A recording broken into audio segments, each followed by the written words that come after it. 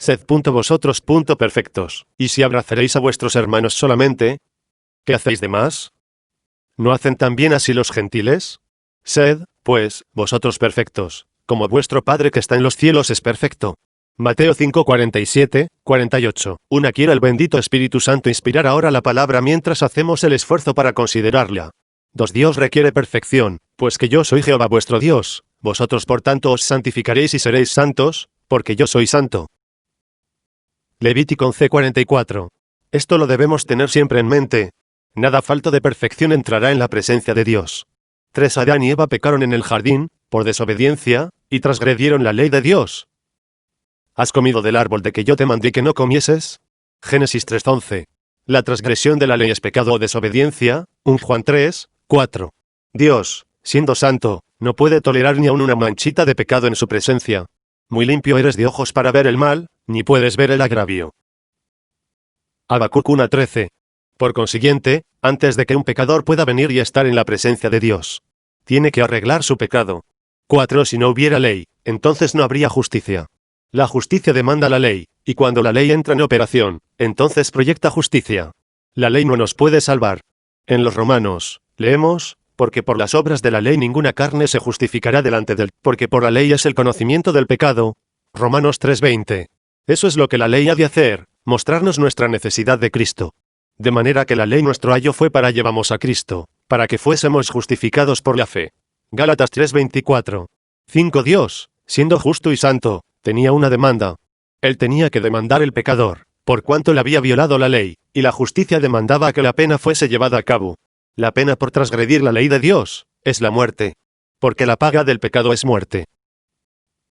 Romanos 6:23. De ese modo la muerte fue proyectada a la raza humana. Toda la raza humana está bajo la pena de esa ley.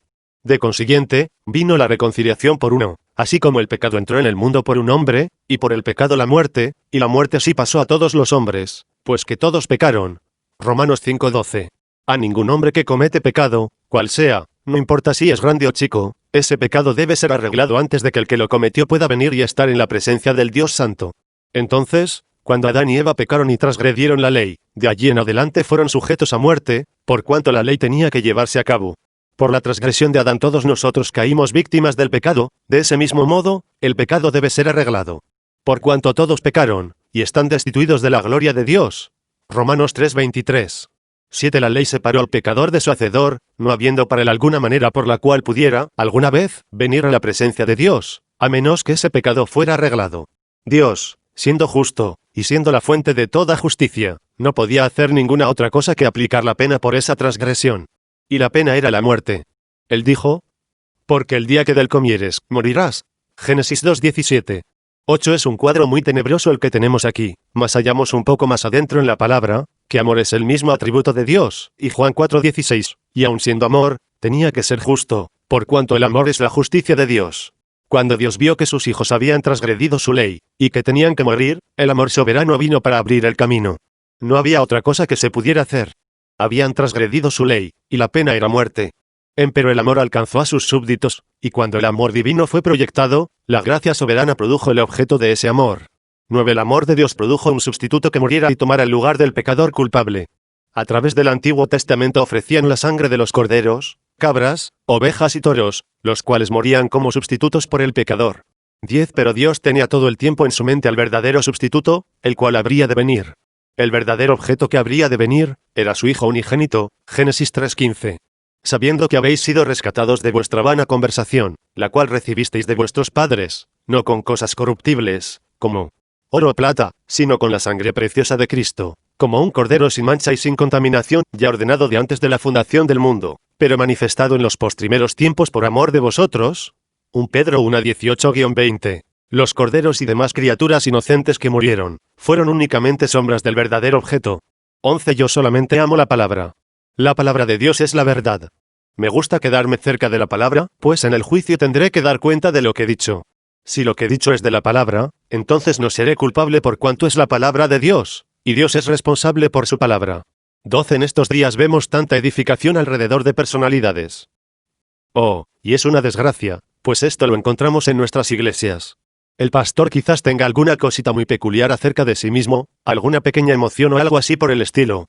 usted notará que la congregación entera le sigue. Pero, mis amados hermanos, si alguna vez ha habido algún tiempo cuando debiéramos estar en la palabra, es hoy. 13 odiaría el tener que estar parado en el juicio y saber que no le había dado a la gente la palabra de Dios y que los había perdido. Yo no quiero que me sigan a mí, pero quiero que ellos tengan el Espíritu de Dios por medio de la palabra de Dios. Esto produce la verdad. 14 ahora, en la eterna palabra de Dios, registrada en Hebreos 10, 1, leemos, porque la ley, teniendo la sombra de los bienes venideros, no la imagen misma. Recuerde, las víctimas sacrificadas solo eran la sombra de la imagen venidera, una sombra solo indica que hay una imagen haciendo esa sombra. Note. Sombra de los bienes venideros, no la imagen misma de las cosas, nunca puede, por los mismos sacrificios que ofrecen continuamente cada año, hacer perfectos a los que se allegan. 15 En el principio Dios demandó perfección. Cuando Jesús estuvo en la tierra, dijo, sed, pues, vosotros perfectos, como vuestro Padre que está en los cielos es perfecto. Mateo 5:48. La ley, teniendo la sombra de las cosas venideras, no podía nunca hacer perfecto al que adoraba. ¿Ha considerado usted el cuadro? Vamos a darle un repaso. 16 Dios demanda perfecta santidad, sin la cual nadie verá al Señor. Hebreos 12:14. Nadie puede estar en su presencia con alguna manchita de pecado. Habacuc 1:13.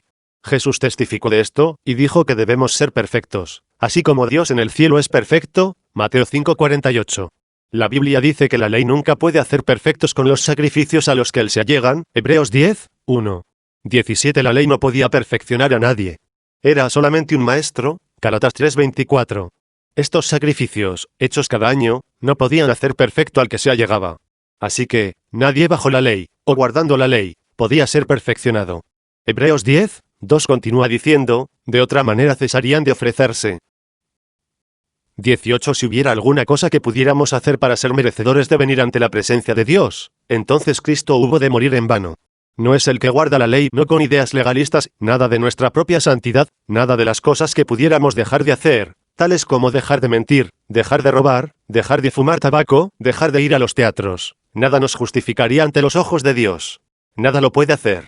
Ser miembro de la iglesia, ritos, ceremonias, bautismos, reglamentos de iglesia, leer credos, repetir oraciones, todas estas cosas no nos justificarían.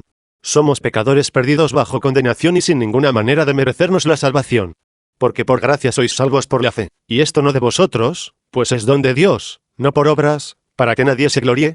Efesios 2, 8,9. 19 La Biblia declara que hemos nacido en pecado, en maldad hemos sido formados. Venimos al mundo hablando mentira.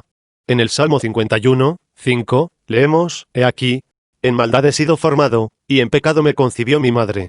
Dios no podía tomar a un hombre para que muriera en lugar de otro, pues tanto, el uno como el otro son culpables.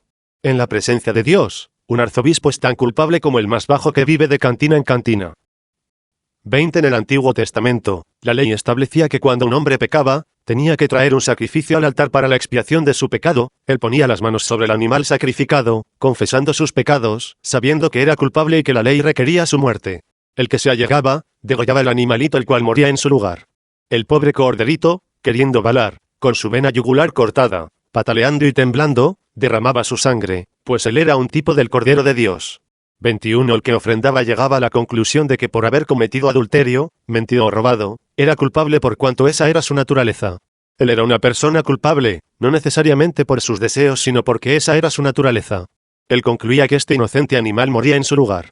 Como fuera, tan pronto como el sacrificio era consumado, el que ofrendaba se alejaba con el mismo deseo en su corazón que el que tenía al principio. La sangre solamente le cubría, pero no podía expiarle perfectamente. 22 El sacrificio fue ofrecido en anticipación al día cuando el perfecto Cordero de Dios habría de venir y ser la completa expiación. Oh, un día, casi 2000 años atrás, ese Cordero de Dios nació en un pequeño pesebre, en Betlem, y más tarde fue guiado como Cordero al matadero. Ese Cordero de Dios, sin mancha, murió en la cruz del Calvario. Ahora el adorador se allega a este Cordero, atraído por Dios, Juan 6:44, a través de la fe, Efesios 2, 8. 23. No puede ver usted la soberanía de Dios. Espero que esta verdad llegue hasta lo profundo de su alma. Dios sabía que tenía ovejas en este mundo. Él sabía que allí estaban los que habrían de ser salvos. Su amor miró hacia abajo, y los vio. Por esta razón y por su conocimiento anticipado, Él predestinó una iglesia para que se encuentre con Él, para presentársela gloriosa para sí, Una iglesia que no tuviese mancha ni arruga, ni cosa semejante, sino que fuese santa y sin mancha. Efesios 5:27. 24. Si Dios requiere tal iglesia, sin mancha ni arruga, Él tenía que proveer algún camino. Su justicia, su juicio, no podía demandar tal cosa a menos que fuera posible. 25. El hombre no lo puede hacer por sí mismo. Él es un fracasado en su totalidad. Dios dio la ley para que el hombre viera que no lo podía hacer por sí mismo. Así que Dios, por su gracia soberana, envió desde los portales de la gloria, a su Hijo unigénito para que tomara nuestro lugar. Recuerde, si Él hubiera enviado al Papa de Roma para que lo lograra, Él no lo hubiera podido hacer. Y si hubiera enviado al arzobispo de Canterbury para que lo hiciera, tampoco lo hubiera logrado. Si Él hubiera llamado al sumo reverendo arzobispo universal, Él no lo hubiera logrado. Cada uno de ellos hubiera sido rechazado como lo fue Judas Iscariote. Ellos no lo podían hacer porque ellos habían nacido en pecado, formados en maldad, y habían venido al mundo hablando mentira y necesitados de Cristo para sí mismos. 26. Pero, aleluya. Entonces vino uno desde los portales de la gloria. Porque no envió Dios a su Hijo al mundo para que condene al mundo, mas para que el mundo sea salvo por él. Juan 3:17. Él no era solamente un buen hombre. Él no era ni judío ni era gentil. No tuvo nada que ver con el sexo. El poder del Altísimo le hizo sombra a la Virgen María, Lucas 1:35, y ella concibió y dio a luz a Jesús. Él no era menos que el Dios Todopoderoso escondido en carne humana, porque llamaráse su nombre Emmanuel, que declarado es, con nosotros Dios. Mateo 1:23. 27. De manera que su salvación y la mía, no depende de los méritos de nuestros propios actos. Depende solamente de la positiva y soberana gracia del Todopoderoso Dios, quien fue el que nos escogió. Mas nosotros debemos dar siempre gracias a con acento agudo Dios por vosotros, hermanos amados del Señor, de que Dios os haya escogido desde el principio para salud, por la santificación del Espíritu y fe de la verdad, a con acento agudo, lo cual os llamó por nuestro Evangelio para alcanzar la gloria de nuestro Señor Jesucristo. 2 Tesalonicenses 2:13, 14. 28. Ciertamente, nunca podríamos llegar a ser perfectos en nosotros mismos, pero tenemos esta consolación, que nuestra fe descansa en un sacrificio perfecto que ya ha sido recibido. 29. Cuando un adorador se allega por fe, sintiendo el terror del pecado, los gemidos del Getsemaní y las agonías del Calvario, él concluye que es culpable y confiesa sus pecados. Cuando aceptamos a Jesús, el perfecto sacrificio de Dios, como nuestro Salvador personal, estamos invitando al Espíritu Santo para que entre en nosotros. El adorador recibe el Espíritu, el cual lo bautiza en el cuerpo de Cristo. 30. Usted ya no tiene que preocuparse acerca del juicio. Aquel cuerpo santo ya ha sido juzgado en la cruz del Calvario. Dios, justamente, no lo puede juzgar de nuevo. Dios cargó el juicio de la muerte sobre aquel cuerpo, y mientras encontremos la manera de escondernos en ese cuerpo, su juicio no puede alcanzarnos, ni a usted ni a mí. Somos libres. Romanos 8:1, dice, ahora pues, ninguna condenación hay para los que están en Cristo Jesús, los que no andan conforme a la carne, mas conforme al Espíritu. 31. ¿Cómo somos engendrados en ese cuerpo? 1 Corintios 12:13, dice que, porque por un Espíritu somos todos bautizados en un cuerpo. ¿Cómo recibe el que adora el Espíritu del sacrificio? ¿Porque es necesario el derramamiento de sangre? ¿Porque no podía un animal expiar perfectamente? Era un animal. El espíritu del animal no podía venir al espíritu del humano y hacer algo por él, por cuanto el espíritu del humano es de una naturaleza de vida más alta que la del animal. Mas Dios mismo vino en carne, para que su espíritu, el cual es de una naturaleza más elevada, pudiera venir en la forma del bautismo del Espíritu Santo. La vida está en la sangre, y sin derramamiento de sangre Él no puede darnos su vida y hacernos parte de su cuerpo. 32. Volvamos otra vez al capítulo 10 de Hebreos. En el versículo 4, dice, porque la sangre de los toros y de los machos cabríos no puede quitar los pecados. ¿Ve usted? No podía expiar. En el versículo 12, leemos, pero este hombre. ¿Qué hombre? ¿Un obispo? No. ¿Un papa? No. Pero este, habiendo ofrecido por los pecados un solo sacrificio para siempre, está sentado a la diestra de Dios, esperando lo que resta, hasta que sus enemigos sean puestos por estrado de sus pies. Porque con una sola ofrenda hizo perfectos para siempre a con acento agudo los santificados. Hebreos 10:12-14. Porque con una sola ofrenda. No de año a año, no de avivamiento a avivamiento, no de culto a culto, no de día a día, porque con una sola ofrenda hizo perfectos para siempre a los santificados. 33. Él, por medio de una sola ofrenda, perfeccionó para siempre los requerimientos de Dios. Esa es la razón de la muerte de Cristo. Esa es la razón del Calvario. Él, absolutamente, pagó con su propia sangre por nuestros pecados y perfeccionó para siempre a sus creyentes. 34. Así que en Cristo somos sin culpa, perfeccionados en la presencia del Dios Todopoderoso. No por obras de justicia que nosotros habíamos hecho, mas por su misericordia nos salvó, por el lavacro de la regeneración, y de la renovación del Espíritu Santo, el cual derramó en nosotros abundantemente por Jesucristo nuestro Salvador, para que, justificados por su gracia, seamos hechos herederos según la esperanza de la vida eterna. Tito 3, 5-7. 35 Somos un pueblo menesteroso por causa de nuestras propias doctrinas. Hemos sido enseñados que debemos obtener ciertos grados de justificación, que tenemos que hacer cierta cosa. No, mi hermano. No es lo que hayamos hecho. Es lo que Dios ha hecho por nosotros. 36 Somos justificados por fe, y asimismo perfeccionados en la presencia de Dios. Dios, a través de la muerte de Jesucristo, como 1900 años atrás, perfeccionó a los creyentes que Él vio previamente, antes de la fundación del mundo.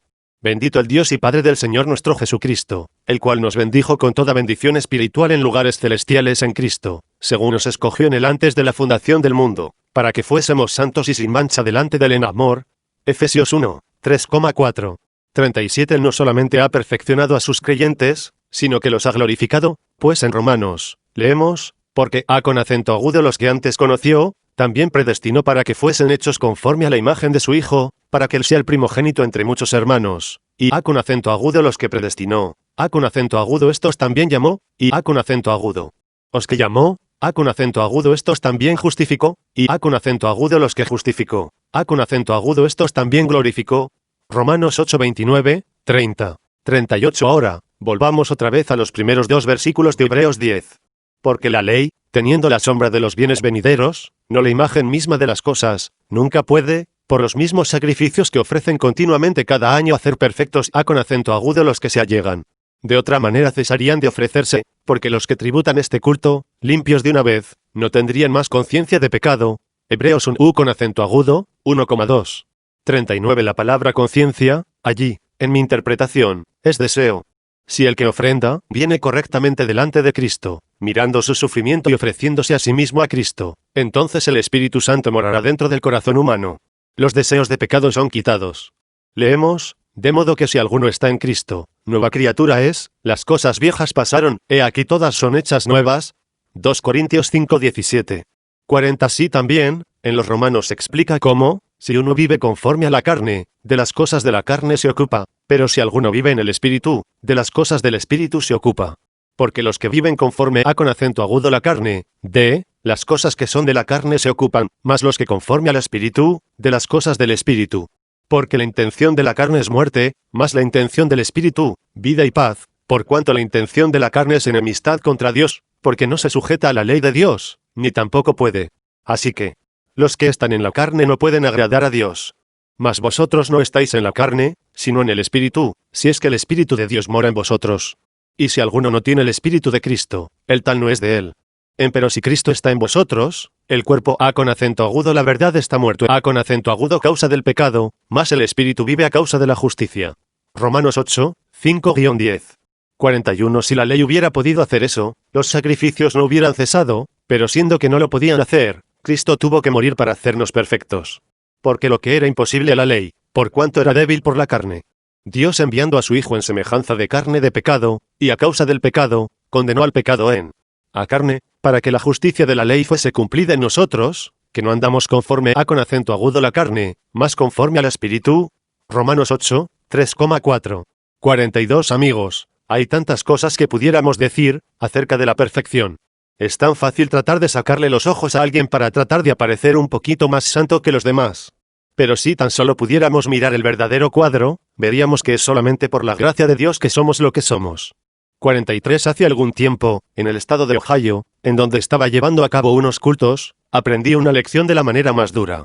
Habíamos estado comiendo en un pequeño restaurante, en donde habían unas damitas muy amables que servían, decentemente vestidas y limpias, lo mejor posible. Era un verdadero regalo el comer en un lugar tan placentero como ese. Su cocina estaba tan limpia, como si fuera nueva. Los domingos cerraban y se iban a su iglesia. 44 Yo iba a predicar ese domingo en la tarde, y sintiendo un poco de hambre, me fui hacia lo que parecía ser un ordinario restaurantito americano. Cuando me encaminé a la puerta, ¿qué oí? Era la radiola, o rocola, a todo volumen. Miré hacia la parte de atrás del edificio, y allí estaban algunos jóvenes, muchachos y muchachas, tocando esos discos de rock and roll en esa máquina. Una mujer joven, como de 18 años de edad, estaba parada allí, indecentemente vestida, y permitiendo que uno de los muchachos actuara indecentemente con ella. Todos estaban bebiendo y fumando. Yo pensé, oh, Dios. ¿Cómo puedes mirar y soportar todo esto? 45. Oí a alguien quejarse fuertemente, y miré hacia mi derecha. Allí se encontraba sentada una mujer ya de mayor edad, probablemente en sus 60 o 70 años. Ella tenía sobre sí una ropa corta y vulgar. Su piel tan vieja y tan arrugada, estaba tan flácida como podía. El maquillaje cubría su rostro. Su cabello estaba cortado muy alto, teñido de azul y encrespado hacia arriba. Las uñas de sus dedos las tenía pintadas de color morado intenso.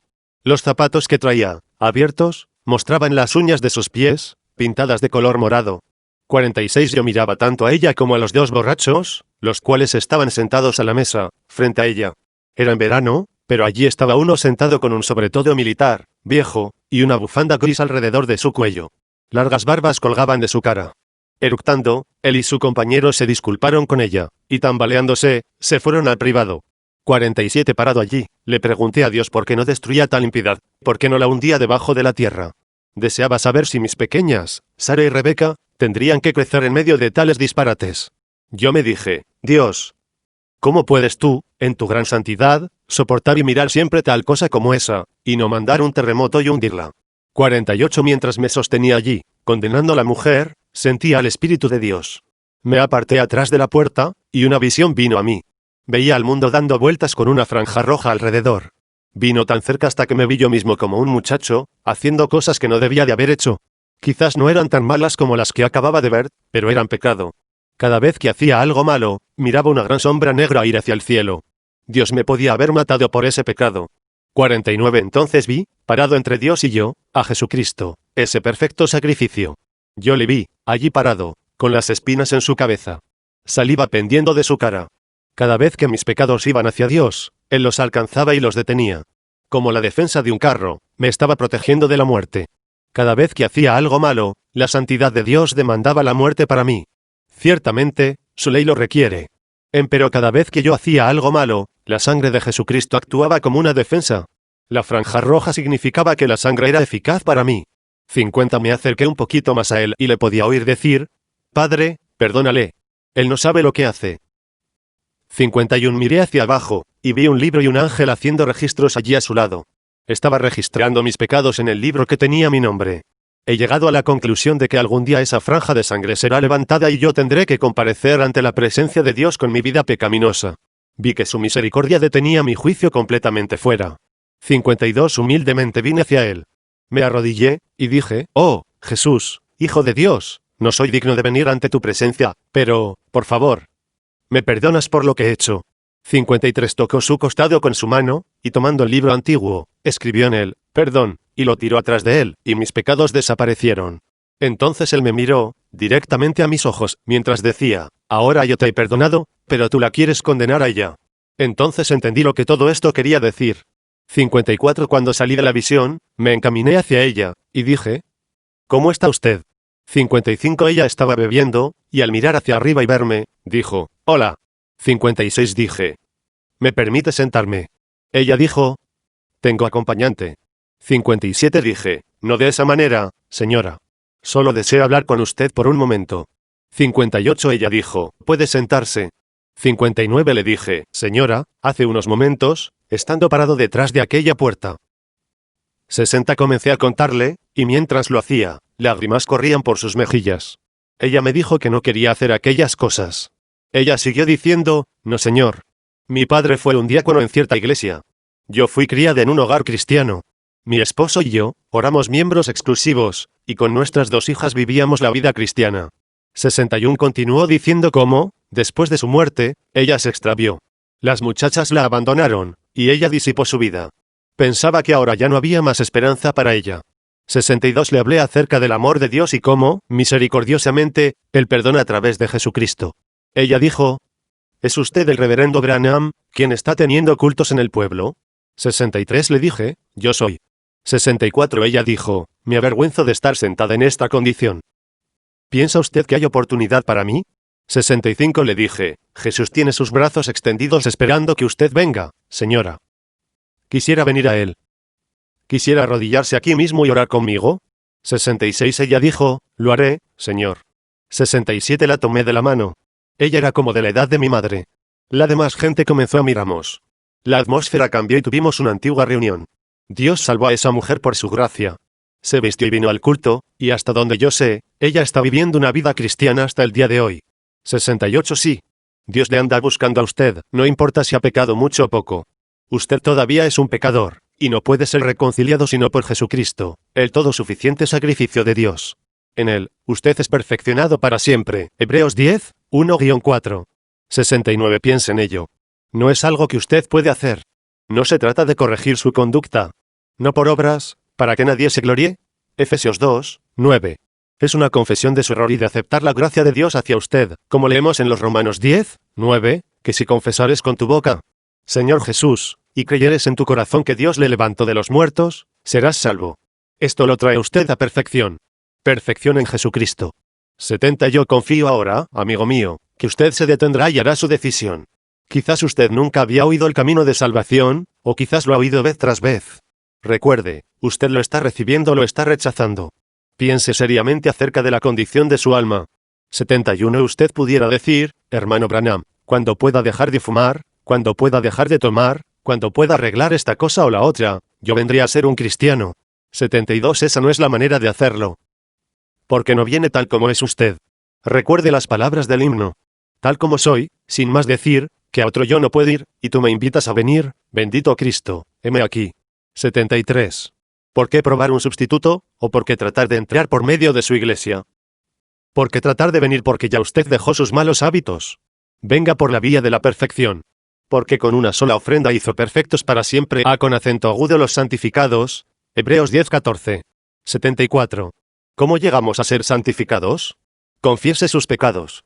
Y la vida redentora de la sangre de Jesús, viene al que ofrenda, y lo santifica de los deseos de su carne. Porque por el todo suficiente sacrificio, Él nos ha santificado. Porque por un espíritu somos todos bautizados en un cuerpo. 1 Corintios 12:13. Ahora pues, ninguna condenación hay para los que están en Cristo Jesús. Romanos 8, 1.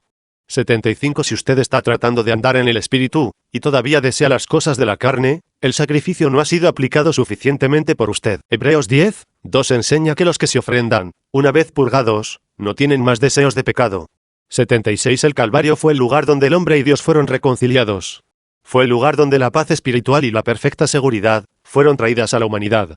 Venga conmigo al Calvario, amigo pecador, y por la fe, aplique esta sangre a su propia amia, y permita al Espíritu Santo que venga y lo santifique por su gran sacrificio.